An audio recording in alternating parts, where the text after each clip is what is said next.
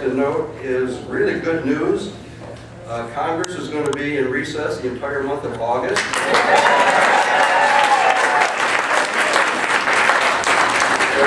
When they're in recess, they'll stop doing damage.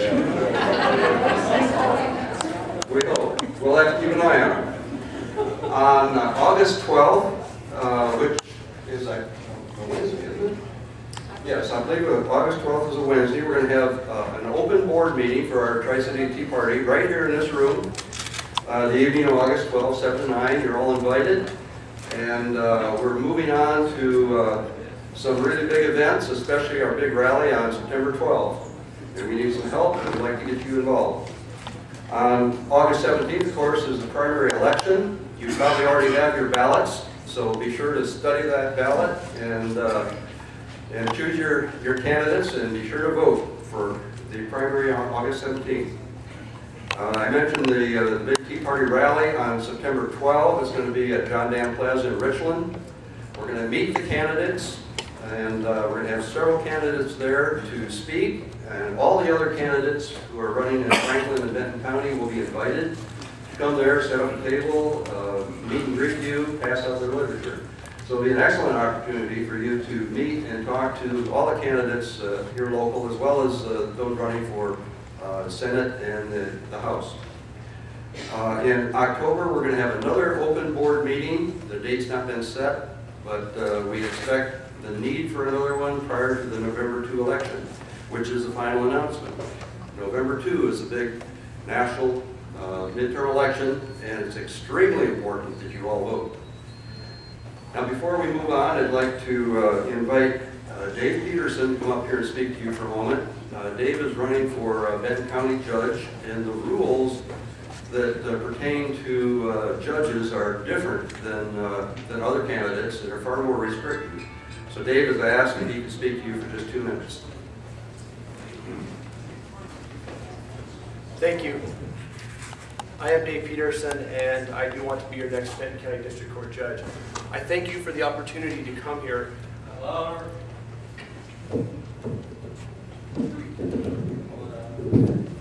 Is that better?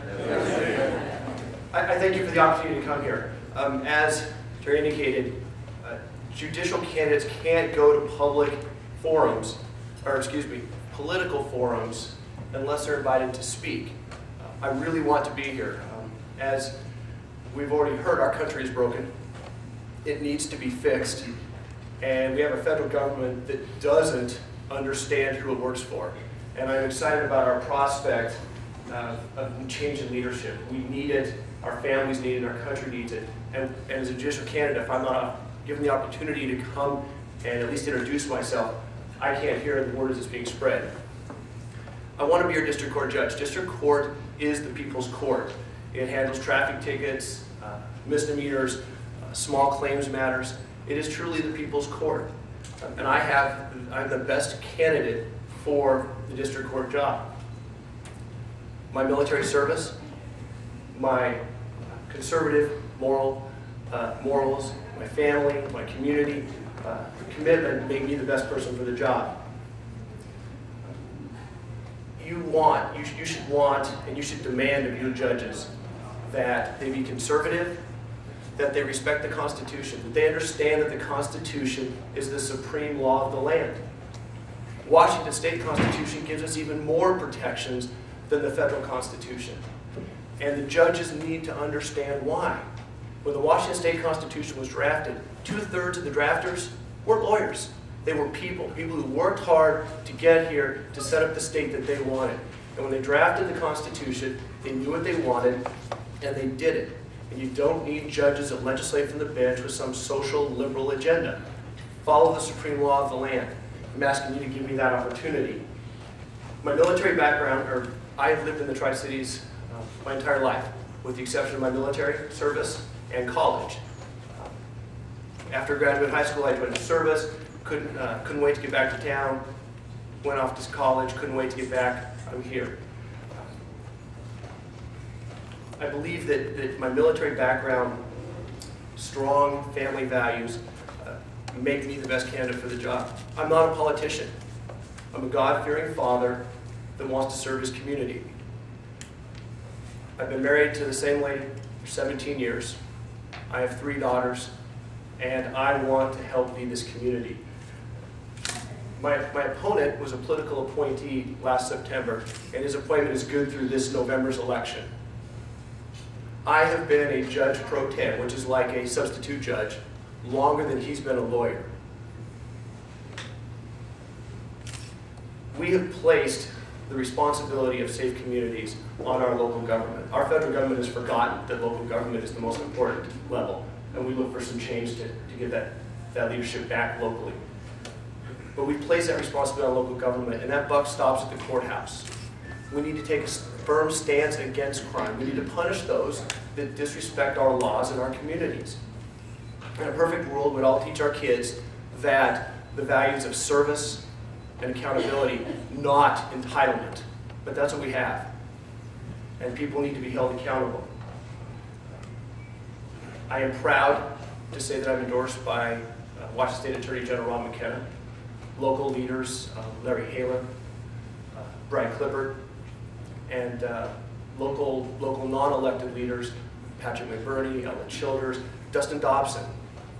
These are all people who want to make a difference in our lives and in our community, and I'm proud to have their support. I'd ask you to go to daveforjudge.com, learn about myself, my family, my church, my values, and my legal experience. And in November, I ask for your support. Please vote for Dave Peterson for Benton County District Court Judge. Thank you.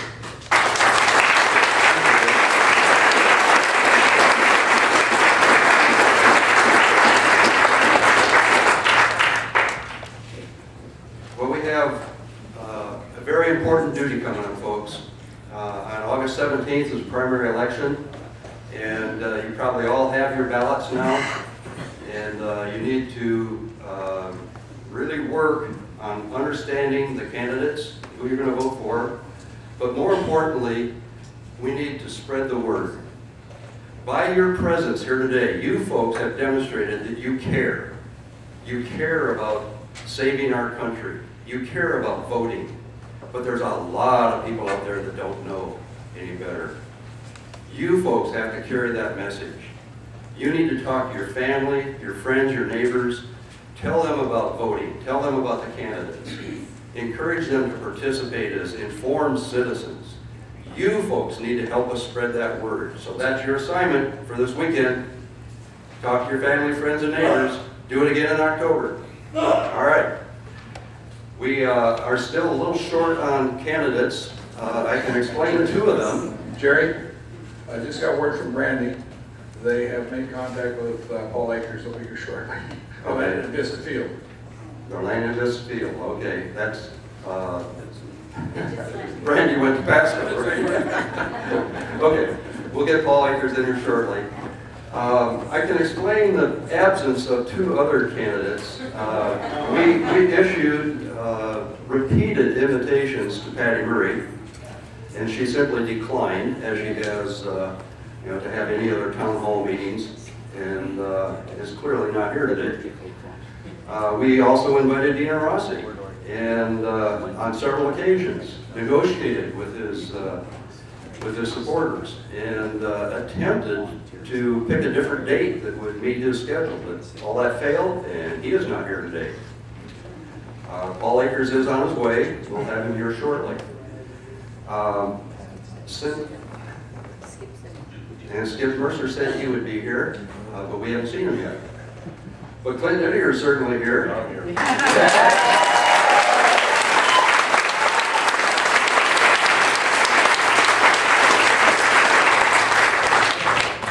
Normally at this point in the forum, I would, well, in fact I will. I'll take a moment to introduce to you the Tri-City Tea Party's Board of Directors.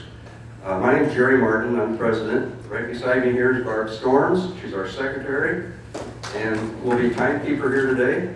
Over here on my right is Wayne Burtz, he's our treasurer. And in the open door is Leon Howard, he's our events coordinator.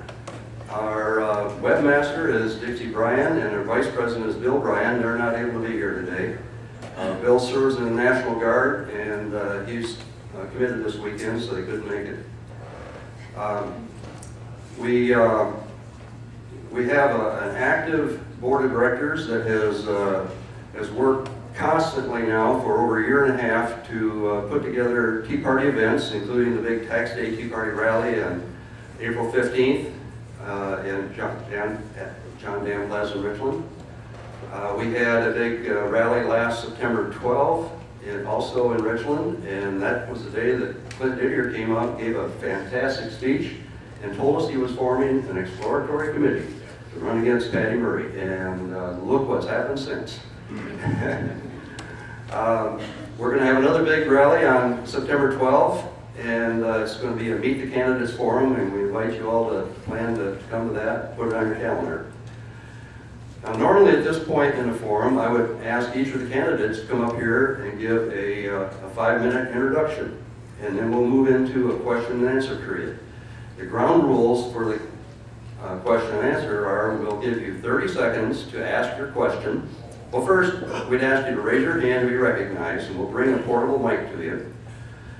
We'll give you 30 seconds to ask your question. We ask that you direct your question to one candidate, and then that candidate will have 1 minute to answer. And if the time runs long, I have a reminder. And so that's the format we'll use in a town hall type meeting. And since Clint is here on time, we're going to give him the mic first to give his introductory presentation. And then we'll move on to Paul Akers and Skip Mercer as soon as they get here. All right, Clint, you're on. You want to... Yeah, I'll just stay right here. Okay.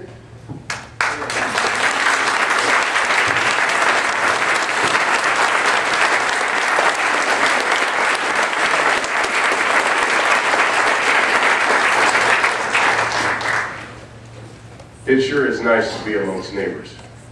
And you know, even when I go to the other side of the mountains, they're neighbors. They don't always think alike like us, but they're neighbors.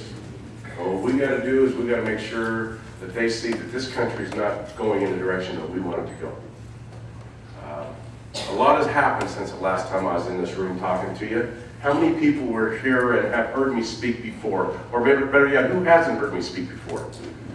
Okay, well then I guess I'm going to go through my spill. A lot of people here that haven't heard yet. I thought I was going to be giving a speech that everybody's heard. I come from right here in Eastern Washington. This is where I was born and raised. In a little town right north of us here called Eltopia, Washington. That was once called Hell to Pay. And I'm not kidding, it was called Hell to Pay for a reason, because the railroad workers, when they put down those ties and they were putting the irons down and driving the pins, it was 117 degrees. And they said they had to go through hell to get their paycheck. Well, when I get to DC this time, because if you don't know, I played for the Skins for 7 years. When I get to DC this time, I'm not reaching across the aisle and going back to make friends. I'm going back to pick a fight. Because they're stealing our kids. And there will be hell to pay, and I'm taking the heat back with me. If you go on my website now, clintdidier.org, you'll see there's a song. The guy's already produced a song. It's on the website. There's a lot of things that are moving really quick right now. Well, on that farm is where my parents, in 1954, were able to buy that through a GI Bill. They bought a piece of desert out there and waited for the water to show up. They had to live in a tent the first year because part of the GI Bill was you live on the ground that you bought. They didn't have enough money to build a house. They put everything into the land. So they lived in a tent. And as you well know, in the desert, you have extreme high heat and you have extreme cold. First winter that year, it got to be 19 below zero. Dad stayed up all night stocking 2 wood stoves to keep that family warm. My mom, him, and my 2 older siblings, Chris and Denise.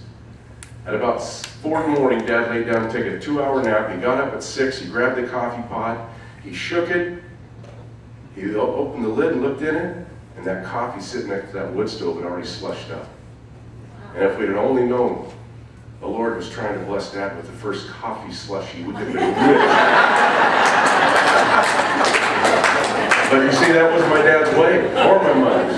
No. They wanted to earn their money the old-fashioned way, through hard work, dedication, persistence, visualization, and most importantly, determination. Those are the qualities that I learned from my parents, not through words, but by example.